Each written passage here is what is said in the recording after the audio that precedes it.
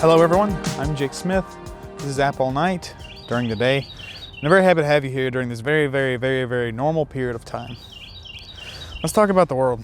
In response to their increased usage during the coronavirus outbreak, Netflix and YouTube will be reducing their streaming quality in Europe to, quote, keep the internet from breaking. The CEOs of both companies have also notified local authorities to keep a close eye on another potential internet hazard. At a TED Talk in 2015, Bill Gates predicted that a virus outbreak could destroy the United States. But I guess it makes sense that the guy who made Windows knows all about a virus. He's probably sitting at home thinking, I gave you the paperclip for this exact reason. But no, you hated Clippy, and now you're stuck at home talking to a real stapler. Airlines have been hit hard from the virus and are trying anything to stay in business. It used to be $30 to check a bag, and now for $30, they'll let you fly the plane.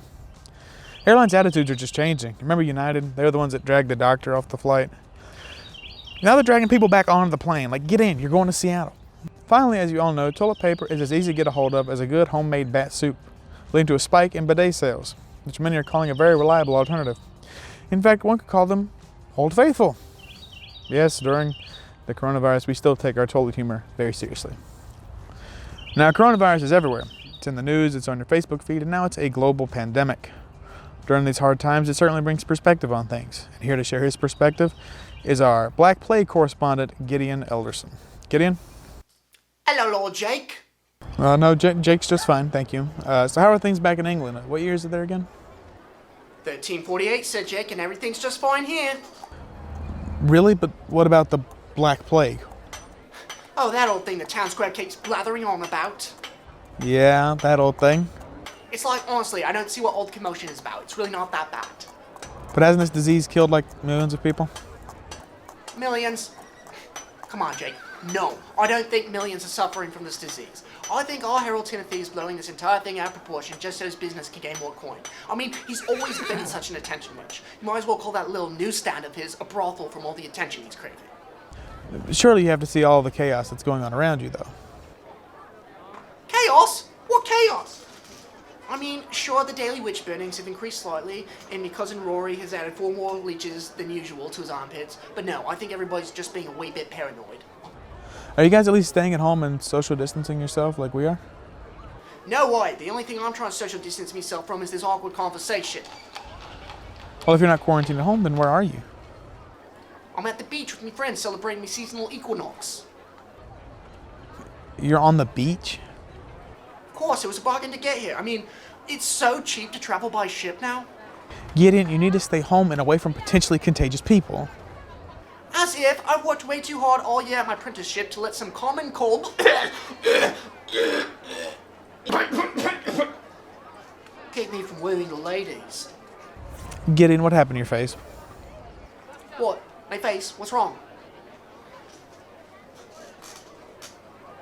Oh, I see now. You're making fun of me facial acne. Gideon, I'm serious. You need medical attention. I'm fine. You need to take a chill elixir, man. I'm telling you, Gideon, your life is in danger. You need to see a doctor. You know, the ones that have the cool, like, beak nose things. Are you mad? A doctor's where I go to catch diseases. Ooh, look, my favorite rat. His name's Mr. Bitey. He comes by every morning to get extra bits of meat. Oh, look at that. Your hand. What, this? This is just allergy season. Don't pick at that. What are you doing? What? I'm doing what you guys are doing. I'm flattening the curve. That's not what that means. Now stop it. Jeez, you sound just like me mother. Gideon, stop touching that rat. Gideon, stop stabbing your shoulder. What are you gonna do? Hoard all the leaves and seashells so you can wipe your bum as well? Is that what you guys use before toilet paper? I don't know. What do you mean you don't know? I mean, I can't just go in the streets and use whatever's nearby. That's disgusting. Well, I'm sorry we don't have what you guys have, but common toilet paper and hand sympathizers are a little bit hard to come by these days. You mean Charmin toilet paper and hand sanitizer? Yeah, whatever. Well, those are hard to come by for us too right now. Hey, if you think about it, we can't have the same issues now, don't we? Not even close. Go see a doctor, Gideon. Okay, Jake, you silly buffoon. I'll go to the doctors. Now, one man's doing his part to bring awareness to the economic impacts of the coronavirus. He's the producer of Mountaintop Meals, a show that's bringing awareness to the businesses of the high country that are trying to stay afloat during these dark times. I spoke with Bobby Mason to see what him and his team are doing. My name is Bobby Mason, and I'm a senior electronic media and broadcasting student at App State. I've worked very closely with Jake over the years. And as an intern for App TV, I'm the creator and producer of Mountaintop Meals, which is App TV's first original food show where we go around and before the outbreak, we'd go around and, interview restaurant owners, sit down, try their food, and basically just provide a behind the scenes look for a lot of the restaurants that people know and love in the high country. So that's what you did before the pandemic. Now, how has the focus of your show shifted since this has occurred? Regarding the restaurants, especially that go on in our community, we set up a website and a Facebook group called Mountaintop Meals Cares.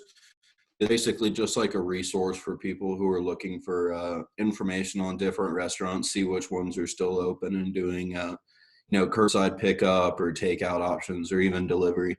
And we're doing that to, basically do our part to give back to the community and support the local businesses because, we were already trying to promote an idea of supporting local businesses. But now is when it's really critical and not so much just, you supporting the local culture event. And on top of that, we're also about to start putting out some cooking videos of us in our kitchens, preparing some of our quarantine meals, just as a way to keep content flowing and keep people entertained and interested in our show. Now, what would you say to people who are just inherently scared of what's going on? To people who don't want to leave their house for any reason, and having started this website promoting going for curbside delivery or in-person delivery, what would you say to these people? Well, quite frankly, I think the antidote to a lot of the anxieties with what's going on nowadays is really just informing yourself and doing research rather than, getting on your Facebook feed and just seeing whatever the memes are telling you at that given point in time. Take the time to go to the CDC website, go to, some different university websites that are studying the effects of this virus. Now, since this has happened, I know you're a graduating senior. What do you hope that this will teach not only the people in the community of Boone, North Carolina, but also your team moving forward? I think really it's placing an emphasis on the community. App TV's mission statement is, students becoming professionals, telling App State stories, serving their community. And, I think that draws the line in the sand rather than just be kids that want to play around with video cameras and record, whatever they want to record. It's stuff that we do want to record and film and produce, but it examines the real world and it takes the time to focus in on stories that are worth telling rather than, just whatever story we feel like telling. And I think that for my team especially, and for pretty much anyone involved in App TV, the beauty of this is seeing that it actually has an impact on the community and, hearing people in the community tell me that they think what I'm doing is a great idea or that they love to be a part of it. That confirms that desire to just do something more meaningful rather than something just for fun or even just to teach yourself. Well, it's been great having you, Bobby. Can you tell us where we can find more about the show? Absolutely. So you can find Mountaintop Meals on Facebook or Instagram or tune in or go to watchapptv.com. And if you go to the programming tab, you will find us among all of the other great programs that App TV has to offer. And I also highly encourage you to go to the Mountaintop Meals Cares Facebook group, join that group, and then let people that love supporting their local businesses or even local business owners, let them know about this. And really, the more that you choose to spread this, the more we can help.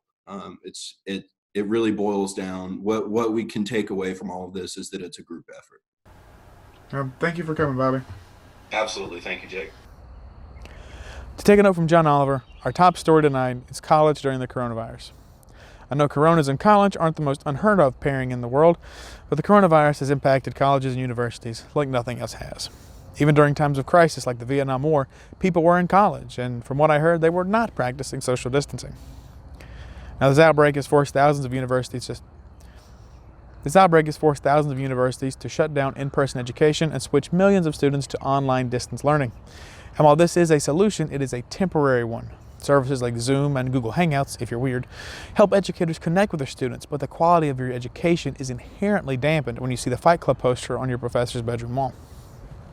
As upset as students are, rightfully so, university officials are just as concerned. Scrambling to evacuate students, set up distance learning, and finding someone to feed the mascots is all hard work, and officials are exhausting every option. Roger Casey, he's the president of McDaniel College in Maryland, said the last 2 weeks have been like trying to put together a jigsaw puzzle on a roller coaster in a hurricane.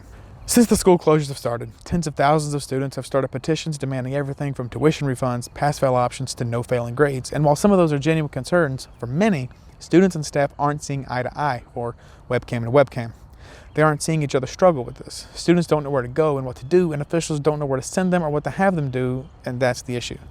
Students and academic officials aren't working together, and I know it's hard to come together from at least 6 feet apart, but we need to start empathizing with each other and caring with each other so we can beat this together. This outbreak has hurt everyone in some way or another. As a graduating senior, I can speak from personal experience. This was a scary, scary time for me, even without a pandemic. I was trying to find a job with a communications degree like everybody else.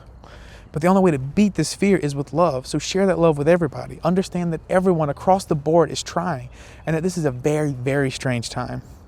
We need to make the best of this horrible situation. Students, please get on your Zoom calls in real clothes from like a desk. Officials, speak plainly to students. Just tell us what we need to know. Put it in a way we can understand, like an Instagram story. And professors, the most important piece of all this, take down the Fight Club poster. And I'm sure we can all beat this alone together. Jake Smith, this has been App All Night. Thank you for watching.